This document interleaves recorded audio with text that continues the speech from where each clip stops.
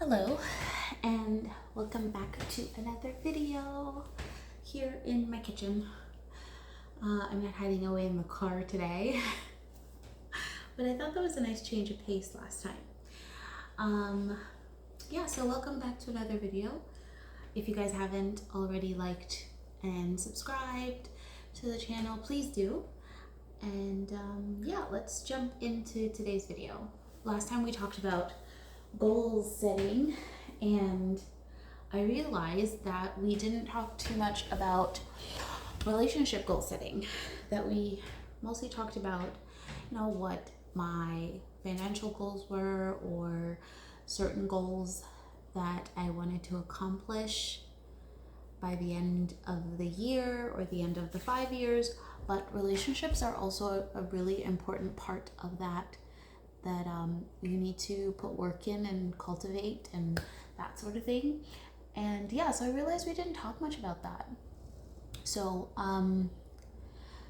what I think we should do as a collective is, if you haven't been prioritizing your relationships, that doesn't just mean your sexual relationships, but like your friendships and things like that this is the time to do so. The holidays are coming up. There's probably somebody you guys haven't spoken to in a while. Reach out to them, because this time of year is really hard on people. Some people, not everybody. Some people love this time of year. But it's, I think I'm like getting cozy. I'm wearing my comfy cozies today. But I think that it's important for growth, not just in yourselves, but also in your relationships, to try and remember that, your friends are there, that they're in need, not necessarily needs for like gifts and things like that, but just communication and time. So, it's important that we make sure we curate those relationships and give them the time of day, especially if you want to have them have the longevity that's needed. Of course, I'm not saying that you need to, go out and do all of these things and whatnot. It's just it's simple things. It's, if you made a promise to a person that you're going to reach out to them, reach out to them. If you said, yeah, okay, every single time you're like, I'm going to set up that lunch, or I'm going to set up that thing, and then you never do, that sort of, those small things deteriorate in relationships. So if you say you're going to do something, just do it. Make that call, send that text, and if you don't have the time to make the call, send a voice note, or whatever. Just try and prioritize the people that you care about the most, and put that time and effort into the relationship, so that not only is it reciprocated back to you, which makes you feel good when you get that time and attention, but that person also feels great too. It's a nice give and take within the relationships. But yes, I think that's just a basic that everyone should be doing, especially if you want your relationships to have longevity. So I'm not a phone person. I don't you can ask all my friends. I'm not a pick up my phone and call you type. I'm not gonna spend hours like texting you and stuff like that. But there are little things that I do that, even if I haven't seen you in the longest time, I'll just be like, hey, I was thinking about you yesterday. Like, truly, because I was thinking about you yesterday. And so I'll send a message out just to say hello, just to catch in. I don't like bombarding people, because I also don't like being bombarded. I don't love getting a lot of messages and calls either. But if you're truly thinking about me and you send me a message, amazing. I love that. It just like, there's just something that it hits, in your heart and your soul, and you're aware that this is. Oh gosh. Sometimes I feel like I say things and I sound like a lunatic. So I was just thinking about them. I wrote down a couple of things yesterday while I was thinking about this. And I was also watching a video which then prompted me to think about it even more. It was this YouTube video, and they were just talking about what types of things do you feel like you can do more of? What types of things do you want to do less of? And what types of things do you want to stop altogether because it's not serving a purpose? And so the example that was used was like the red light, yellow light, green light, just so that way you have a visual reference to put towards those things. And I thought that was such a fantastic idea.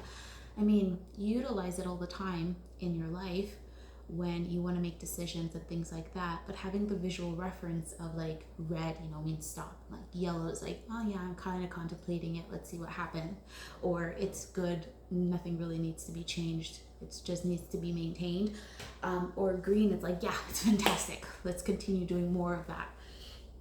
So I think that just looking at certain things within your relationship that needs that extra bit of time and energy, and using that red light, green light, yellow light system to see what needs prioritizing is a great concept. So what I put for my notes here was that the things that are good for me is that my personal goals are great, and my general communication with my friends are good. Like I don't think there needs to be too much more.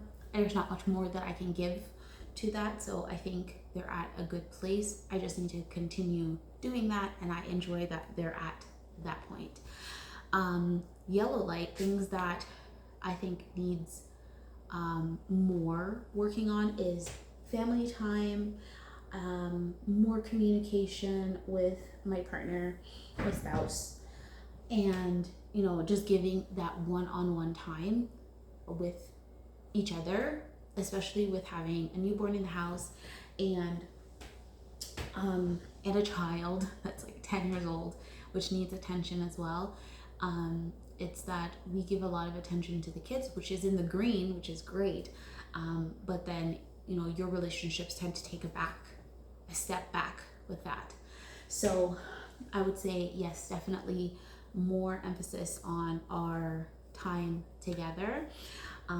But what I really want to work on the most is my individual time. I tend to wait until I'm at the point of depletion where I will like seek time by myself. Surprise, surprise, I'm an introvert. I like being at home, if you haven't noticed.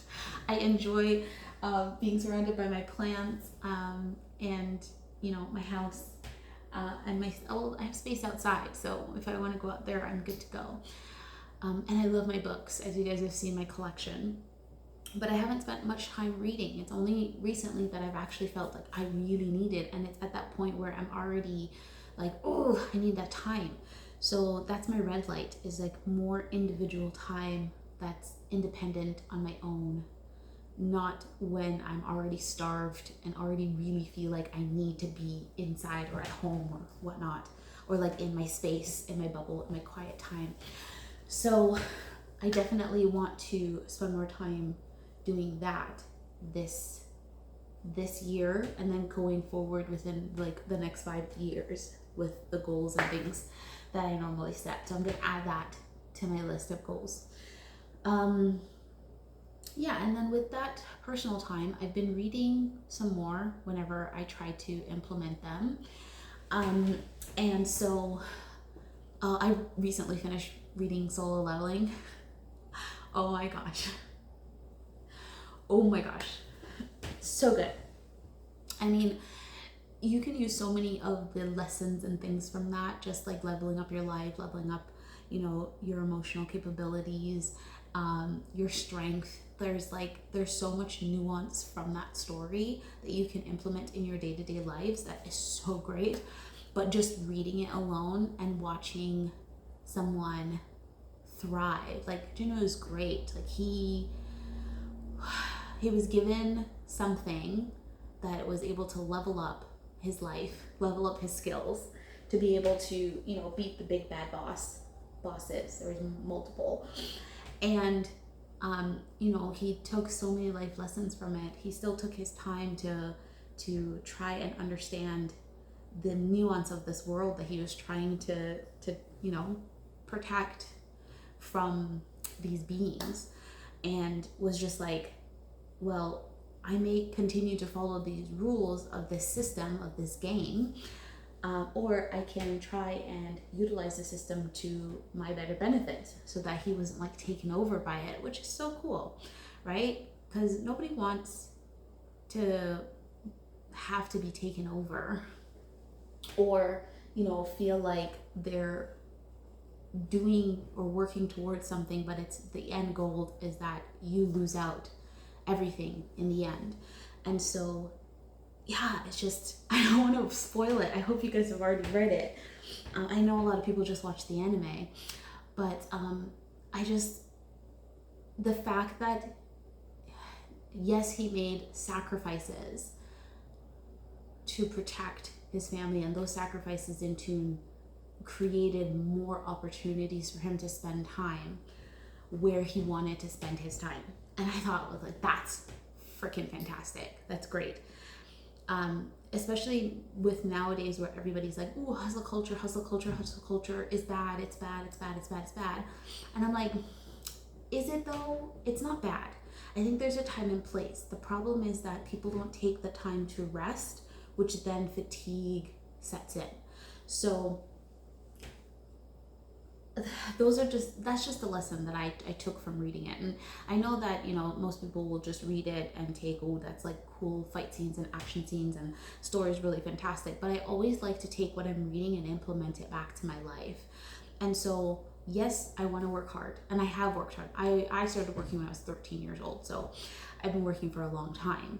And in the last few years, I've been just taking a step back. And yes, work is still important, and I still love doing what I do, but I'm also doing things just for me now. This is one of those things that's just for me. And so, yeah, I mean, you don't have to take what I took out of reading Solo Leveling. But if you do, great, let's talk about it, because I'm sure there'll be some great little chips we can have in there. I'm reading Ragnarok now, because why not continue it? Let's see what his son does. But I'm really interested to see the development of his character. And the story is different. There are similar components, because obviously you want to make sure that it's overlapping. So the storytelling with that transition is great. And I like that it's not exactly the same. It's not like, ooh, he's leveling up just like everybody else. It's like nobody's life should look exactly the same as the next person, even if you're on a similar trajectory. So I'm interested to see how the rest of that book goes, and I'll tell you my thoughts on it once I've completed it or once I've gotten more into it. It's only been a few chapters so far, but so far it's been good. So yeah, I think that's a good place to stop. There's other things here that I have, like questions and things, but these are like things that I want to ask my spouse, and communications for us, so that we can have that spend time together. But yeah, I think you should definitely find questions that you want to ask another person so that you can communicate those goals to them, but also so that way, you know, you have a better understanding of how you can better that relationship you have with the people around you, or with the person that you want to communicate with. And then another thing that I do when I'm in therapy, because hey, therapy, everybody should do it, is this is the book that I got when we were in Japan. And I have a journal that I keep in here. It's a weekly jot note of just mindfulness things that I want to utilize. And at the front, I have a letter that I wrote to myself. I won't read it because it's for when I'm in times of need. But yeah, and because of my generosity and my communications with others, I do get like fun little things. Like my brother gave this to me, which is so cool. He drew me this little thank you, and I love it. It's so nice.